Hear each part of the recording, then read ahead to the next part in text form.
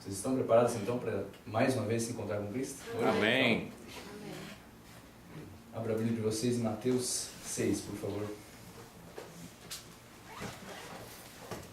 Mateus 6, verso 25.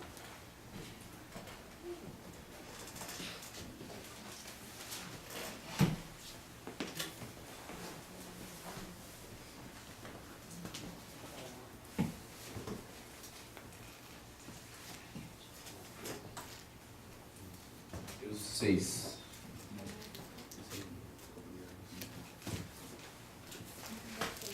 Mateus 6, verso 25 em diante, vamos ver o que Deus tem a nos dizer hoje. Diz assim, esse Jesus Cristo falou aqui no Sermão da Montanha, um sermão que começa desde o capítulo 5, começa as bem-aventuranças e vai até o capítulo 7. Mas dentro do Sermão da Montanha, uma das partes que mais me chama a atenção é a partir do verso 25 até o 33. Vamos ler. Por isso vos digo, não andeis ansiosos pela vossa vida, quanto ao que haveis de comer ou beber, nem pelo vosso corpo, quanto ao que haveis de vestir. Não é a vida mais do que o alimento, e o corpo mais do que as vestes? Observai as aves do céu. Não semeiam, nem colhem, nem ajuntem celeiros. Contudo, o vosso Pai celeste a sustenta. Porventura não valeis vós muito mais do que as aves? Qual de vós, por ansioso que esteja, pode acrescentar um côvado ao curso da sua vida? E por que andais ansiosos quanto ao vestuário? Considerai como crescem os lírios do campo. Eles não trabalham nem fiam. Eu, contudo, vos afirmo que nem Salomão, em toda a sua glória, se vestiu como qualquer deles. Ora, se Deus veste assim a erva do campo, que hoje existe e amanhã é lançada no forno, quanto mais a vós outros, homens de pequena fé. Portanto, não vos inquieteis, dizendo, que comeremos, que beberemos, ou com que nos vestiremos? Porque os gentios é o que procuram todas essas coisas, pois o vosso Pai Celeste sabe que necessitais de todas elas. E buscai, pois, em primeiro lugar o seu reino e a sua justiça, e todas essas coisas vos serão acrescentadas. Convido vocês a orar para nós meditarmos então sobre esse texto. Senhor nosso Deus, nosso coração está ansioso, nosso coração é cheio de problemas e dificuldades que enfrentamos a cada dia, Senhor. Mas sabemos que o Senhor tem uma mensagem muito importante para nós hoje. Sabemos que o Senhor é o mantenedor de todas as coisas, o Senhor cuida de cada um de nós. Por favor, Senhor, que o Espírito Santo ilumine agora a nossa mente para podermos entender o que o Senhor veio nos falar hoje. Em nome de Jesus, amém. Amém. Pergunto para vocês, quais são suas ansiedades? Quais são os seus maiores problemas? Aquilo que tira o teu sono? Quais são suas ansiedades? Será que é o trabalho que está faltando? O dinheiro? O trabalho que está difícil? Será que é alguma crise familiar? O que tira o teu sono? Como nós lemos aqui hoje, Jesus quer nos dizer, não andeis ansiosos pela vossa vida. Jesus quer hoje, irmãos, que nós saímos daqui, dessa igreja, com paz no coração, com tranquilidade. Jesus quer que nós hoje dormimos, que a gente possa dormir hoje com paz, com tranquilidade, pegando o sono rapidinho. O que Cristo está querendo dizer sobre não andar ansioso na vida? Nós sabemos que hoje a ansiedade e a depressão é um mal do século. Uma das principais doenças hoje é a ansiedade. E todos nós sabemos, pelo menos uma pessoa da família que tem uma ansiedade muito, muito forte, né? Esta ordem de Jesus foi uma ordem dada para os cristãos. Para nós, não andeis ansiosos pela vida. Ele não está se referindo às preocupações normais da vida. Essas preocupações momentâneas. Como, por exemplo, uma vez eu estava na praia, em Florianópolis, estava com minha pranchinha, tinha uns 14 anos de idade, 13 anos de idade. E eu fiquei ali de bruços na prancha e, assim, só com as ondas ali, estava quase dormindo. Quando nem me percebi, veio um surfista, pegou no meu pé e falou assim: amigo, olha para trás, olha como onde você está. E a correnteza foi me levando. Quando eu olhei para trás, irmão, estava bem longe da praia, bem longe. Neste momento fiquei muito ansioso. Mas quem que estava ansioso a partir desse momento que eu estava bem longe da praia? Quem que estava ansioso lá na areia? Meus pais. Super. Meu pai e minha mãe ficavam procurando de um lado para o outro, procurando: cadê o Willy? Cadê o Willy? Essa ansiedade momentânea. Jesus não está falando dessas preocupações. Jesus não está falando dessas preocupações. Que preocupações ele está falando? Que ansiedade ele está falando? Não é problema nós temos essas preocupações momentâneas, né? Como ontem a Bruna teve, né? Quase morreu de susto, né? Quase Eliseu. Não é dessas preocupações, não é da ansiedade que Deus está falando. É natural que temos preocupações, né? Certos graus de ansiedade, não há problema. Mas o que Jesus não está dizendo também é que nós devemos viver na ociosidade. Jesus não está dizendo que nós devemos viver sem a produtividade. Até mesmo nós vemos ali duas figuras que Deus usa, né? Os lírios e os pássaros. Eles vivem na ociosidade? Vocês veem as aves na árvore o dia todo só? Estão sempre trabalhando. Mas mesmo assim o Pai, Deus sustenta cada uma delas. Os lírios também estão sempre em produtividade. Jesus não está dizendo que é para vivermos em ociosidade. As aves saem à procura e à caça. Jesus não está ensinando a ociosidade. Não andeis ansiosos pela vida. Isso aqui não é um conselho de Jesus. Não é uma sugestão, irmãos. Não andeis ansiosos pela vida é claramente uma ordem de Jesus. Isso fica bem claro por 3 repetições que Jesus dá. No verso 25, não andeis ansiosos pela vida. Verso 31, não vos inquieteis. E verso 34, portanto, não vos inquieteis com o dia de amanhã. Não é um conselho, é uma ordem. E a transgressão dessa ordem, irmãos, deve ser considerada como uma transgressão da ordem de Deus. Lide com a sua ansiedade, essa ansiedade em excesso, como um pecado, como uma transgressão. Viver excessivamente, demasiadamente em ansiedade, nós vemos claramente aqui pela Bíblia que é um pecado. E Jesus, ele argumenta isso de uma forma muito interessante, uma forma progressiva, e nos mostrando aqui o porquê o pecado e como podemos viver sem ansiedade, sem essa ansiedade excessiva. E talvez eu esteja falando para algum irmão, que está vivendo um período de ansiedade excessiva, demasiadamente ansioso. A aplicação primária, irmãos, do texto, a gente vê que é o sustento material, né? Nós vemos que a aplicação primária é isso, né? O sustento material do comer, beber, se vestir, vestuário. Mas podemos também aplicar esses mesmos princípios em outras áreas da vida também, os mesmos princípios, não somente a respeito ao sustento material.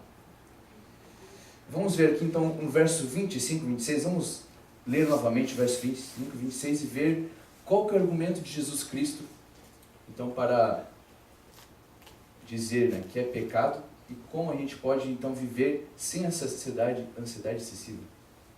Verso 25 diz: Por isso vos digo, não andeis ansiosos pela vossa vida, quanto ao que haveis de comer ou beber, nem pelo vosso corpo, quanto ao que haveis de vestir.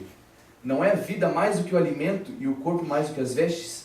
E verso 26, observai as aves do céu, não semeiam, não colhem, nem ajuntam em celeiros, contudo o vosso Pai Celeste a sustenta. Porventura, não valeis vós muito mais do que as aves? Primeiro argumento de Jesus Cristo aqui, que está falando para nós hoje. Irmãos, considere o seu valor perante os olhos de Deus. Considere o seu valor.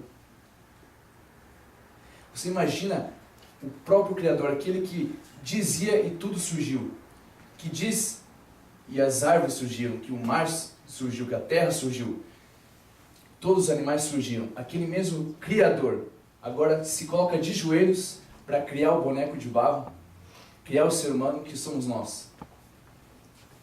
Será que nós não valemos muito para Deus?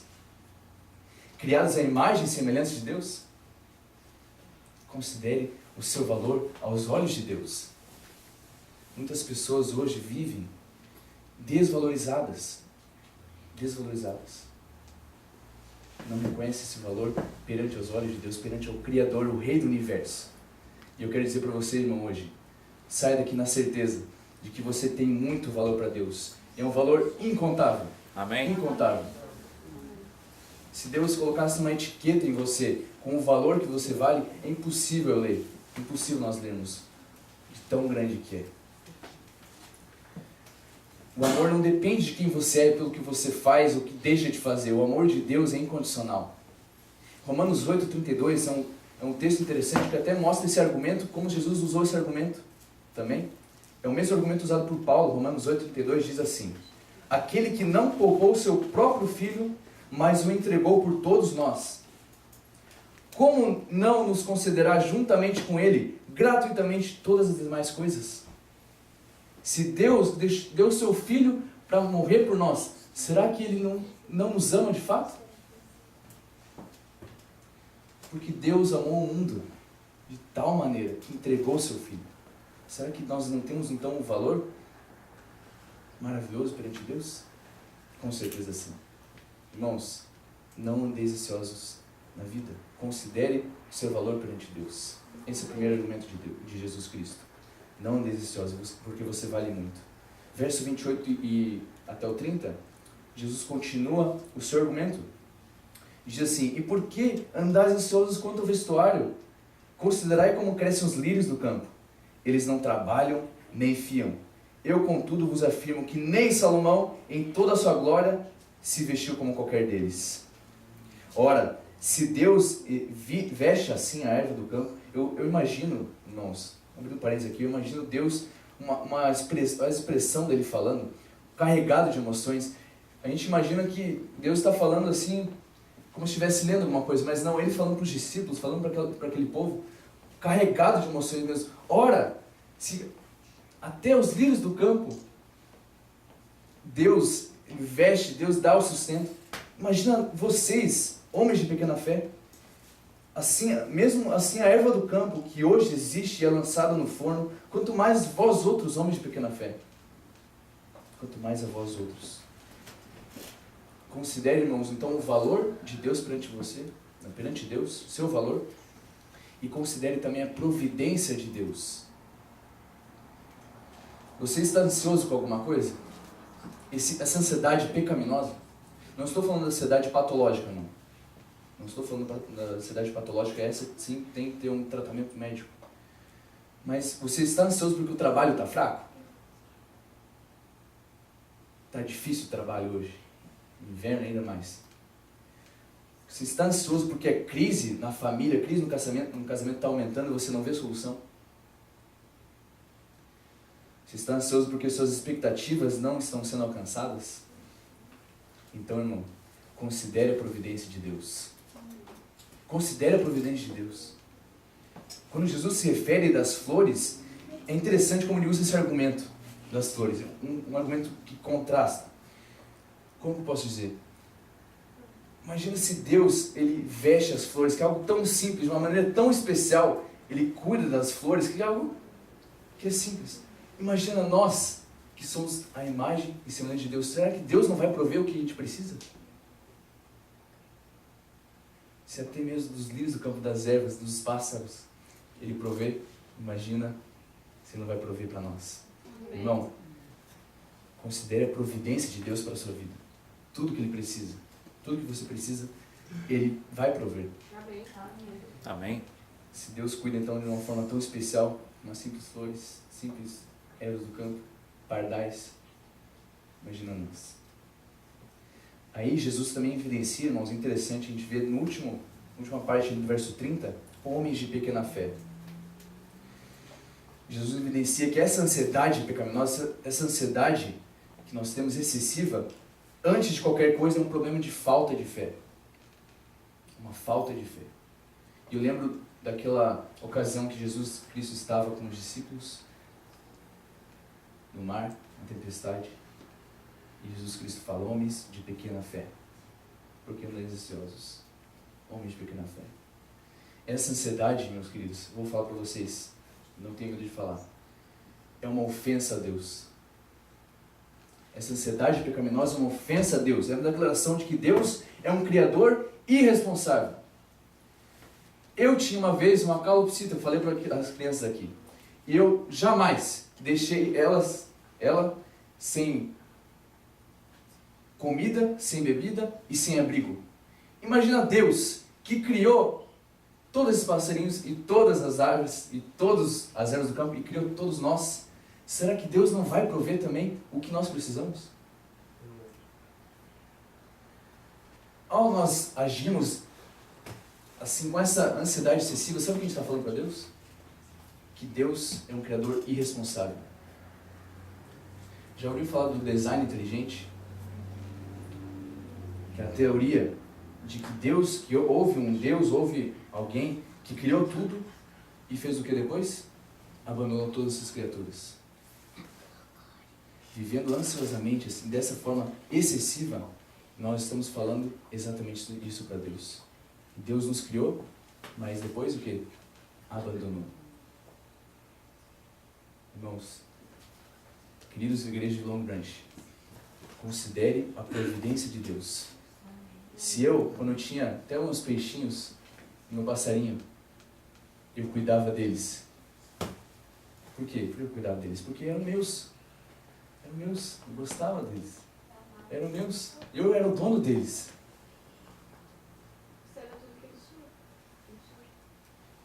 E nós somos de quem?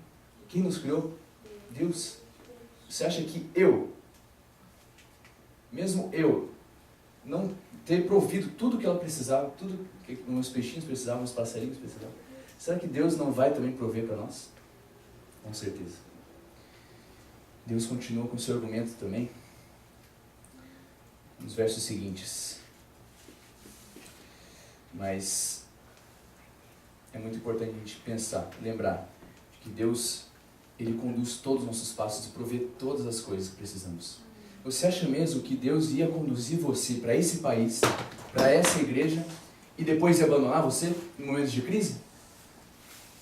Você acha que Deus ia tirar você lá da sua família, lá da sua terra, te trazer para esse país aqui, com outra língua, outra cultura, outra forma de viver, totalmente diferente, e agora Deus ia te abandonar? Você acha mesmo? Com certeza não. Deus guia todos os nossos passos e provê cada detalhe da nossa vida. Ele provê.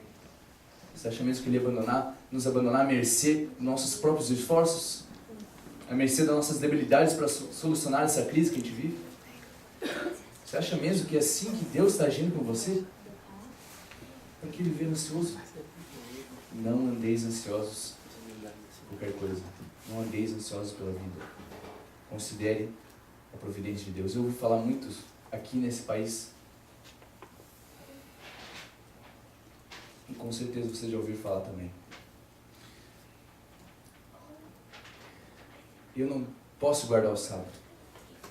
Porque aqui nesse país, um dia de trabalho, 4 sábados que eu for faltar no mês, são 4 dias de trabalho a menos.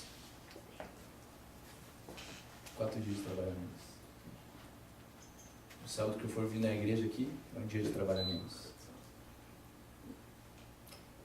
Imagino como corta o coração de Deus ao ouvir isso.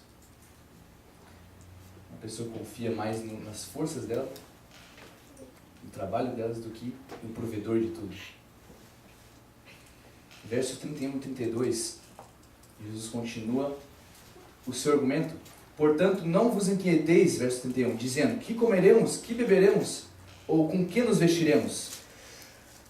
Porque os gentios é que procuram todas essas coisas, pois vosso Pai Celeste sabe que necessitais de todas elas. Vosso Pai Celeste sabe que necessitais de todas elas.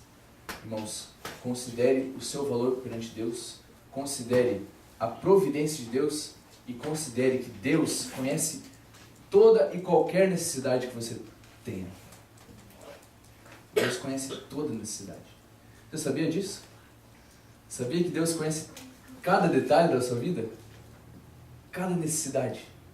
Desde quando você levanta até o momento que você vai dormir, Ele acompanha cada segundo da sua vida. E conhece muito mais você do que você mesmo. Você sabia disso? Sabe ou não sabe? Sabe? Mas crê? Você crê nisso também? Deus conhece todas as nossas necessidades. Mas sabe o que é o problema? Na minha agenda eu tenho os meus planos, eu tenho minhas datas, eu tenho os meus projetos. E nem sempre as coisas saem da forma como nós planejamos. Saem da forma como está no nosso schedule. Mas sabe, irmãos, que Deus também tem uma agenda para cada um de nós. E Ele está administrando muito bem a agenda da sua vida. Sabe, irmãos, que Deus está cuidando muito bem de você. Eu não sei qual que é o teu problema que está passando. Não sei se é no trabalho, na família ou qualquer área da sua vida. Mas sabe de uma coisa, eu não sei também responder isso para você. Não sei porque está acontecendo isso. Não sei porque está acontecendo com a mãe, com o pai da Renata. Mas eu sei de uma coisa. Deus está cuidando muito bem de cada um de nós. Deus sabe cada detalhe da nossa vida e está cuidando muito bem. Cuidando muito bem de cada um de nós e cuidando muito bem dessa igreja aqui. Sempre cuidou. Sempre sonhou com essa igreja e sempre vai cuidar dessa igreja. Não importa que pastor, não importa que ancião, não importa nada. Deus está cuidando de cada um de nós. Cuidando da nossa igreja aqui. E cuidando da sua vida. E Deus conhece cada necessidade sua. Cada necessidade. Até mesmo nós pensamos que precisamos de alguma coisa, mas Deus sabe que você não precisa daquilo, você precisa de outra coisa. E você não quer aceitar. Você não quer confiar. Porque é muito mais fácil o quê? Confiar na gente. Muito mais fácil seguir nosso schedule, nossa agenda e deixar aqui Deus de lado. Não andeis ansiosos, irmãos, porque Deus sabe de tudo o que você necessita. Deus sabe de tudo. E Jesus progride na sua argumentação, caminhando já para o final. Verso 33 é um dos mais conhecidos. O que diz no verso 33? Alguém pode ler para mim em alta voz?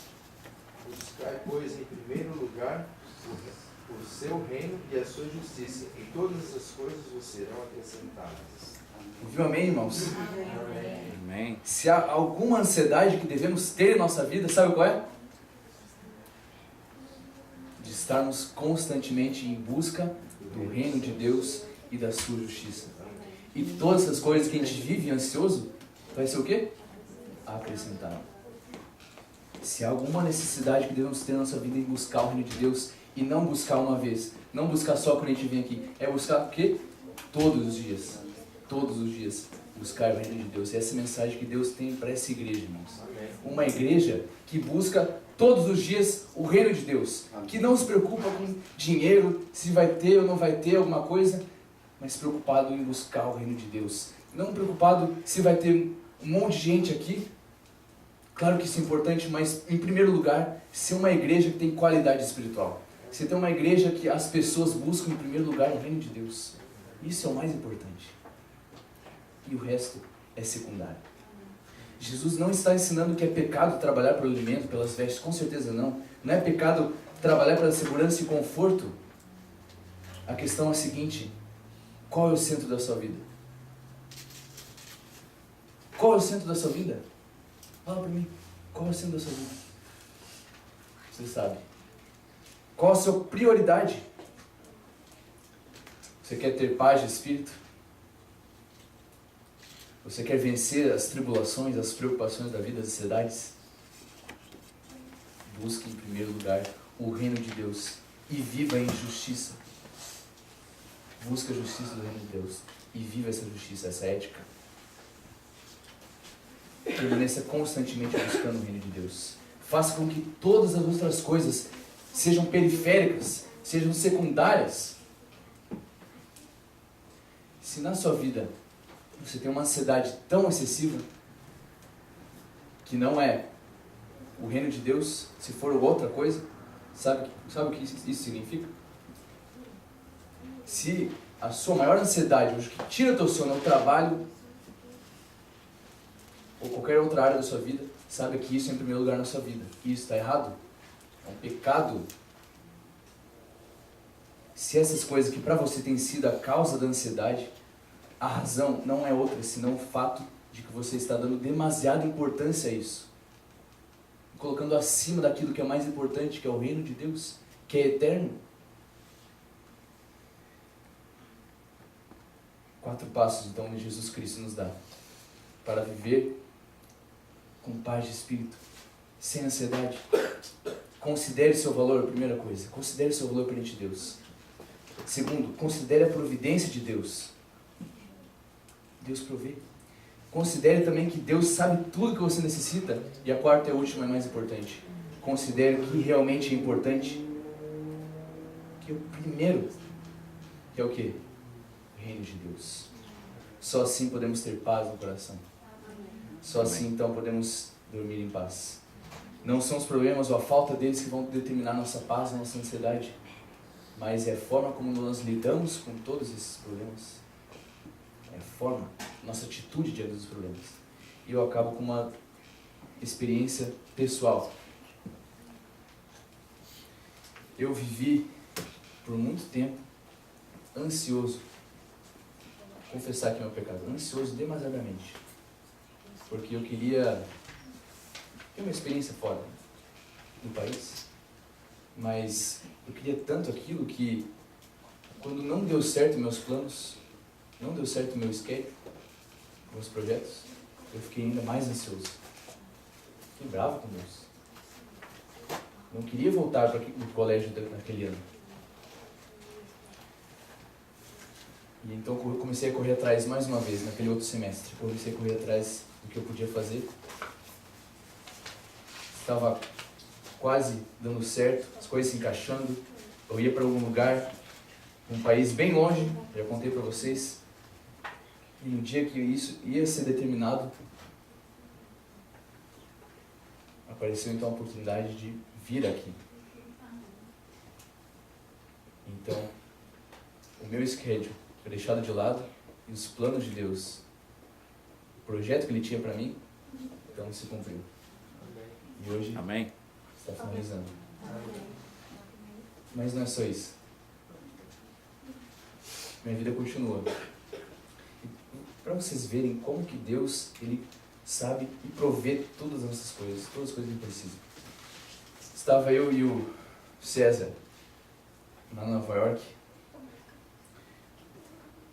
Andamos em vários lugares e no final da tarde nós fomos para a Times Square. Subimos aquela escada onde todo mundo tira as fotos, né?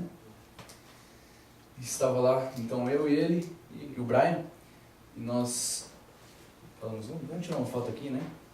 Normal, tirar as fotos da Times Square. E a primeira pessoa que apareceu na minha frente, eu fui pedir, né? Até pedi em inglês, uma pessoa. Pode tirar foto pra gente? Sim, claro. Mas pedi em inglês. Então a pessoa tirou foto pra gente e tal, e a gente continuou ali perto dela, né?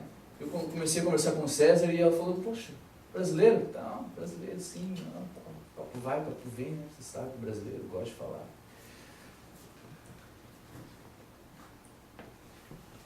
Eu falei para aquele homem, é um casal, falei para aquele homem, olha, eu faço faculdade, teologia e tal. Ah, eu sou de São Paulo, eu faço de São Paulo, ah, eu também sou de São Paulo. Tal. Que faculdade que é? Não, é uma faculdade bem no interior de São Paulo, né? Ninguém conhece e tal. Ele falou assim, você não vai me dizer que tu é do NASP. Vai dizer que você é do NASP. E eu falei, não vai dizer que você é adventista também. Vai dizer que você é adventista. E, enfim, esse casal era adventista e depois de muitos anos eles tinham ido para Nova York, estavam lá. E, enfim, a gente começou a conversar um pouquinho mais e eu falei, né, o que eu queria aqui e tal, depois do meu trabalho aqui, né, poder investir no meu inglês e todas essas coisas. E aquela mulher, ela falou assim, olha, quero te ajudar.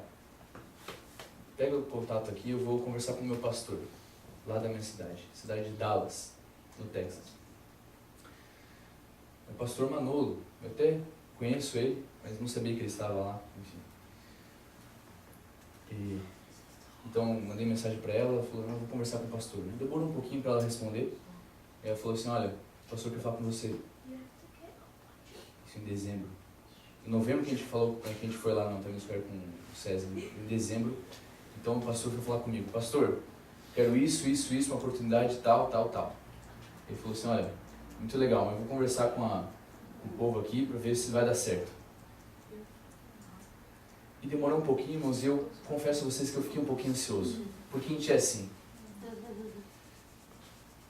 Começou, eu pensava que em dezembro já está tudo resolvido. Só que passou o Natal, não sabia nada do que ia acontecer na minha vida.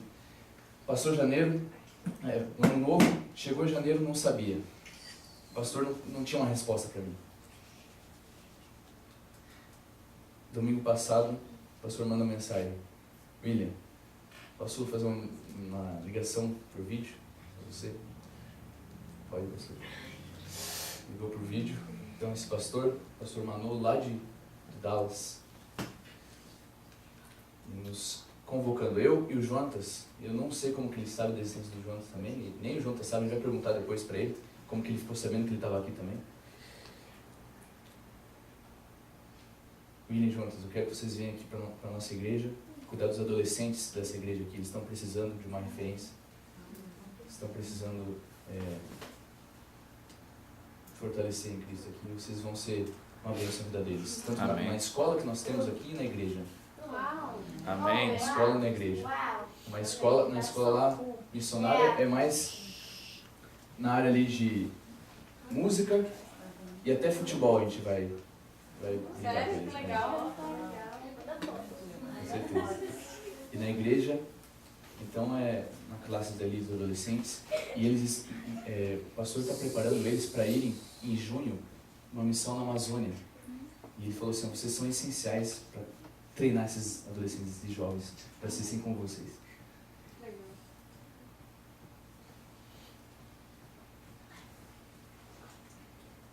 Deus sabe de todas as nossas necessidades. Amém. Não andeis ansiosos pela vossa vida. Não andeis ansiosos. E Deus sabe de tudo o que essa igreja precisa. Amém. Deus conduziu agora um pastor para vir aqui. Temos agora um pastor. Louvado seja Deus. Amém. Amém. Amém. Mais pessoas virão aqui. Tenho certeza que esse ano vai ser um ano de vitórias para essa igreja. Amém. Só que eu vou sair em paz desse lugar. Só vou sair em paz se essa igreja, a Igreja Adventista de Long Branch, decidir viver para o reino de Deus. Decidir colocar em primeiro lugar o reino de Deus e a sua justiça. Só assim eu vou sair em paz dessa igreja aqui. E eu quero ver a mão de todos vocês ao perguntar: irmãos, vocês querem então colocar em primeiro lugar o reino de Deus e a sua justiça? Levante a mão. Todo mundo. Amém? Agora eu posso ir embora na paz. Posso ir embora na paz. Deus está conduzindo essa igreja. Deus está protegendo. Protegendo assim como está me protegendo também. Assim como está conduzindo toda a minha vida. E conduzindo a vida de cada um de vocês também. Amém? Essa é a mensagem que eu tenho para vocês. E meu muito obrigado, né, a tudo que vocês fizeram por mim, a cada bênção que eu recebi de vocês. E a gente pode até marcar um encontro lá no céu, né? Não sei se eu vou voltar aqui, se eu vou ter o privilégio de voltar. Mas lá no céu a gente pode marcar um encontro assim como esse, como a gente teve? Pode, mas todo mundo tem que estar, viu? Amém. Ai de um que não estiver lá. Ai de um, puxa pela orelha. Ai de um. Vamos ver se quem que está no louvor, né? Na sala de louvor, pode ser o Eliseu lá. Quem prega, quem sabe quem vai cantar, o André pode cantar lá também. Depois a gente vê cada coisa aqui. Como vai ser o nosso culto lá no céu. Lá no céu nós vamos estar reunidos. Cada um de nós, sem mais problemas, sem mais ansiedade no qual vivemos. Mas que até lá, busquemos em primeiro lugar o reino de Deus e a sua justiça. Amém.